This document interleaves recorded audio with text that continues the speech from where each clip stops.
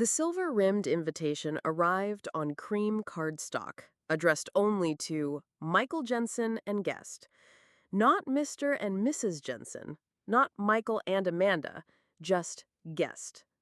15 years of marriage, two beautiful daughters, and I was still a guest in my husband's family. I set the invitation for Aunt Patricia's retirement party on the kitchen counter, next to the stack of financial documents I'd been reviewing. Leela, my 12-year-old, was upstairs helping her younger sister Lily with homework, something my mother-in-law had once called admirable, in that tone that suggested surprise that children of mine could be academically inclined. The irony wasn't lost on me. They didn't want my presence, but they desperately needed my work. Not that they realized it. Another family gathering where I'll be treated like the help? I asked Michael when he came down for breakfast. He didn't look up from his phone. Amanda, please, they're trying. Right. Like when his mother forgot to save me a seat at Christmas dinner last year, forcing Leela and Lily to squeeze together so I could sit down. Or when his sister Victoria loudly wondered at Easter whether I'd ever contribute something meaningful to this family, while my daughters and I were standing right there. Or when his brother James suggested I might be more comfortable staying home from their father's birthday celebration because the conversation would be too business-oriented for me, though apparently the girls could come since children should know their family history. The family's treatment of Leela and Lily was almost worse than their treatment of me. They loved the girls in theory. Beautiful, intelligent granddaughters were excellent accessories for family photos, but they treated them like interesting pets who'd inherited unfortunate traits from my side of the family. Leela's love of mathematics was unusual for a girl her age, and Lily's artistic talents were sweet hobbies rather than genuine abilities. When Leela had won the state math competition last year, Robert had actually said, well, she gets her brains from a Jensen side, at least. If only they knew. I opened the Jensen construction financial reports spread across our granite countertop, the same reports that had kept me awake until 3 a.m. for the past week. Michael's family had built their construction empire through 3 generations, and they never let anyone forget it. They spoke of their business acumen like it was genetic, passed down through pure Jensen DNA that had nothing to do with me, the outsider who'd trapped their golden boy into marriage. What they didn't understand was that their empire was a house of cards, held together by my invisible hands. Take last month's near disaster. James had been ready to bid on a municipal project using substandard materials to maximize profit margins. The markup would have been impressive until the building collapsed and took the entire company down with lawsuits. I'd quietly steered him toward a different supplier by placing their catalog on his desk with a sticky note about industry recognition for innovation. He'd taken credit for the brilliant, cost-effective choice. Or Victoria's dazzling plan to expand into commercial real estate without understanding zoning laws. She'd been ready to purchase 3 properties that were about to be rezoned as historical districts, making her planned developments impossible. I'd mentioned at a family dinner that I'd heard somewhere about upcoming zoning changes. Victoria rolled her eyes at my small talk, but quietly pulled out of the deals. Then there was their father, Robert, who had been systematically embezzling from company accounts to fund his gambling addiction. Not maliciously, he genuinely believed he was borrowing money he'd pay back with his next big win. I'd been quietly restructuring the books to reclassify his withdrawals as legitimate business expenses, while funneling money from other accounts to cover the gaps. The family saw increased profits and praised Robert's strategic vision. Michael knew about my MBA from Northwestern. He'd been there when I graduated. He knew I worked as senior financial analyst at Jensen Construction, reporting directly to their CFO. But what he didn't understand was the scope of what I actually did there, or how many disasters I prevented by working nights and weekends to catch problems before they became catastrophes. To him and his family, I was the competent employee who handled the technical details, while the real strategic decisions happened in family meetings I wasn't invited to. So when I identified problems, I learned to present solutions indirectly. A carefully worded memo that made a disastrous idea seem less appealing. An accidentally forwarded news article that highlighted similar failures in the industry. A spreadsheet that just happened to show worst-case scenarios for their favorite plans. They saw me as the detail-oriented analyst who implemented their brilliant strategies. They had no idea I was the invisible hand guiding every major decision they made. But 15 years of being treated like an interloper had finally worn me down. I flipped through the latest reports, noting the dozen small disasters I'd prevented in the past quarter alone. Robert had wanted to bid on a project that would have required bonding they couldn't afford. Victoria had pushed for an expansion that would have triggered tax audits they weren't prepared for. James had been negotiating with a supplier who was under federal investigation for material fraud. Each time, I'd intervened quietly. A misfiled document that delayed a problematic bid until better information emerged. A casual mention of a competitor's troubles that made Victoria reconsider her expansion timeline. An accidentally forwarded news article about federal investigations in their industry that made James nervous enough to vet his suppliers more carefully. They thought they were brilliant strategists. In reality, they were children playing with matches while I quietly removed the gasoline. The final straw came at Patricia's retirement party. I arrived in the cocktail dress Michael had approved, carrying a hostess gift I'd carefully selected, prepared to endure another evening of being overlooked and underestimated. "Amanda," Patricia greeted me with her trademark smile that never reached her eyes, "how lovely that you could make it. The ladies are discussing the new art gallery opening downtown. I'm sure you'd be more comfortable with that conversation than our boring business talk." She gestured toward a corner where the wives and girlfriends had been effectively quarantined while the real family discussed company matters. I'd played this game hundreds of times, smiling and nodding, while mentally calculating the financial disasters I'd prevented that week. But tonight felt different.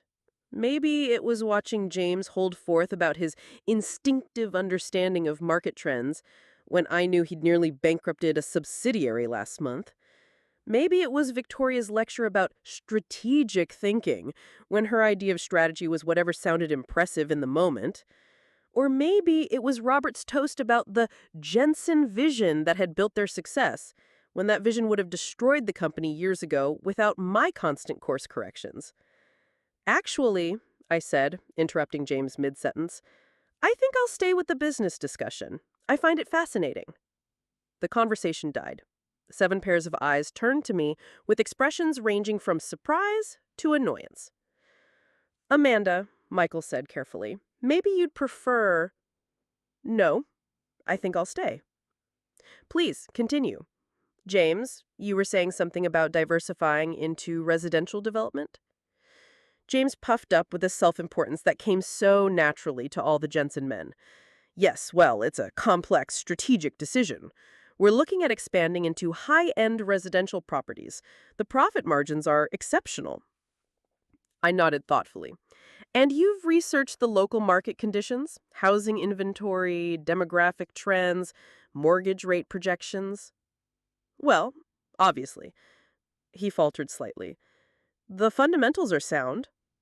"Fascinating. And the environmental impact studies for the proposed sites, I imagine those are complete." "Environmental studies?" Victoria jumped in. "Tims, you said those weren't necessary for residential." "They're not always required, but obviously we'd handle any necessary documentation." I smiled pleasantly. "Of course. And the soil composition reports? I'd hate for you to encounter any unexpected foundation issues, like that development company in Michigan last year. Such an expensive mistake." The silence stretched uncomfortably. I could see Michael shooting warning glances my way, but I was done being warned off. "Perhaps," Patricia said with icy politeness, "we should move on to topics everyone can contribute meaningfully." "Oh, but I am contributing meaningfully." "For instance, I should mention that the Michigan company I referenced, they're being sued for $30 million. The residential development James is considering, it's the exact same soil composition. I have the geological surveys, if you'd like to review them." Robert cleared his throat. Amanda, dear, I think you might be confused about the technical details. Am I? Because I have the environmental reports, soil studies, market analyses, and demographic projections right here. Would you like to see them? I spread the documents across the coffee table. Charts, graphs, and official reports that painted a clear picture. James's brilliant residential expansion would lose money from day one and potentially trigger environmental lawsuits that could cripple the company. The family stared at the papers like they were written in a foreign language, which to most of them they were. "Where did you get these?" Victoria demanded. "I compiled them. It's what I do. I'm a forensic accountant and risk assessment specialist. I've been preventing you from making catastrophic business decisions for 15 years. Every brilliant strategy you've congratulated yourselves on, every disaster you've mysteriously avoided, that was me." Michael was pale. "Amanda, what are you talking about?" I laughed, and it came out harder than I'd intended. "I'm talking about the fact that your family's business would have collapsed a dozen times over without me quietly fixing your mistakes. Remember the municipal project that made James look so innovative last month? I prevented him from using substandard materials that would have killed people and destroyed your company. Victoria's strategic retreat from commercial real estate? I saved her from buying properties about to be landmarked. Your father's increased profits this quarter? I've been covering for his gambling problem and embezzlement for 3 years." The room erupted in protests and denials, but I continued over the noise.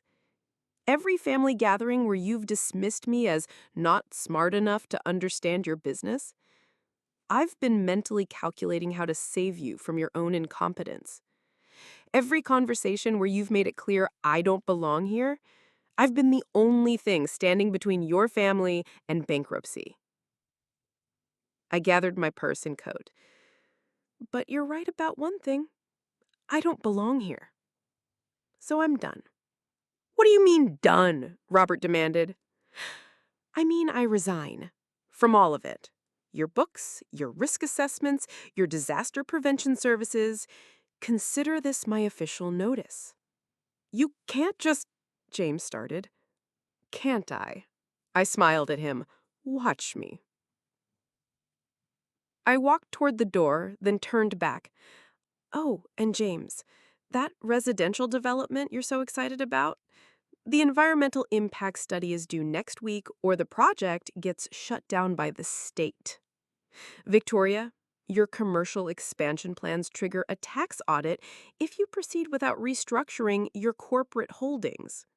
And Robert, your gambling debts are now larger than what you've embezzled. The numbers stop adding up on Monday." Michael followed me to the car. "Amanda, you can't be serious. The company needs you. I know your work is important." "Important?" I got into my car. "Michael, I've been the strategic brain behind every major decision that company has made for 15 years, but I've never been invited to a single strategy meeting.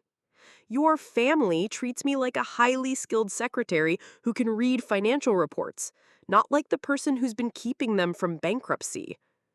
"But what will happen to the company? I suppose you'll find out how brilliant the Jensen vision really is when it's not being quietly corrected by the woman you've all been treating like an unwelcome guest." I drove home to find Leela and Lily waiting up for me. "Mom, how was the party?" Leela asked, though she could probably read the answer on my face. "It was illuminating," I said, hugging them both. "Girls, how would you feel about moving somewhere new? Starting fresh?" Lily's eyes lit up. "Really? Could we go somewhere they have better art programs?" Leela was more practical.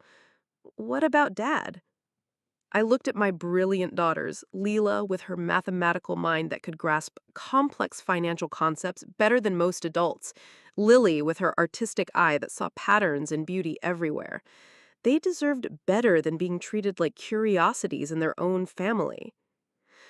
I said, "Dad can come if he wants to choose us over them.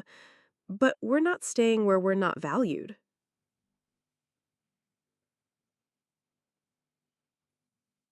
The first call came 3 days later.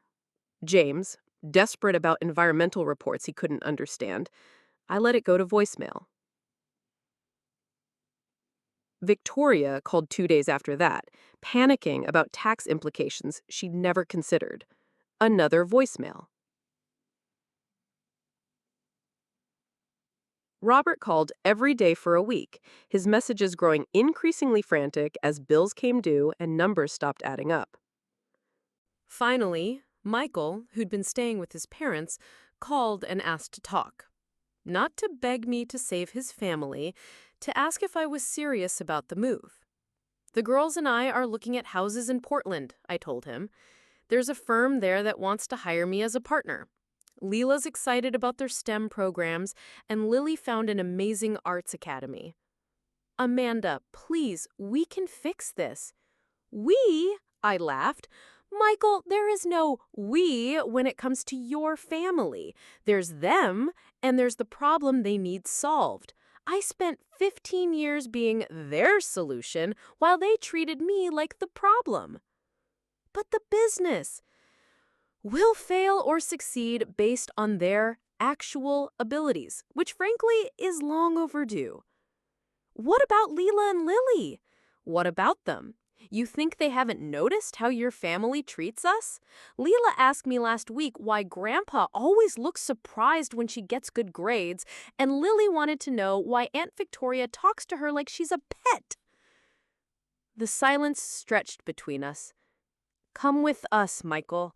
We'll build something better. It took him 3 weeks to decide. 3 weeks during which Jensen Construction laid off half their workforce and lost 2 major contracts. 3 weeks during which Victoria's commercial expansion was shut down by the state, James's residential development was blocked by the Environmental Protection Agency, and Robert's gambling debts became front-page news in the local business journal. Michael chose us. We moved to Portland on a Tuesday. I started my new position the following Monday as a senior partner in a firm that specialized in construction industry risk management. Leela enrolled in advanced mathematics courses and joined the robotics team. Lily discovered that the Pacific Northwest had an amazing community of young artists who took her seriously. The Jensen family business declared bankruptcy 6 months later. I read about it in the Wall Street Journal while drinking coffee on our deck overlooking the Columbia River. Leela, now 13 and even sharper than before, looked up from her calculus homework. Mom, did you feel bad when you saw that? I considered the question carefully. No, sweetheart. I felt free. And I was. For the first time in 15 years, I was living my own life with my own family. The family that I'd chosen and built, not the one that had tolerated my existence while depending on my competence. 6 months after the bankruptcy, Patricia called, not to apologize, but to ask if I might consider consulting on a new venture they were planning. I deleted the voicemail without listening to the end. Some bridges, once burned, should stay that way.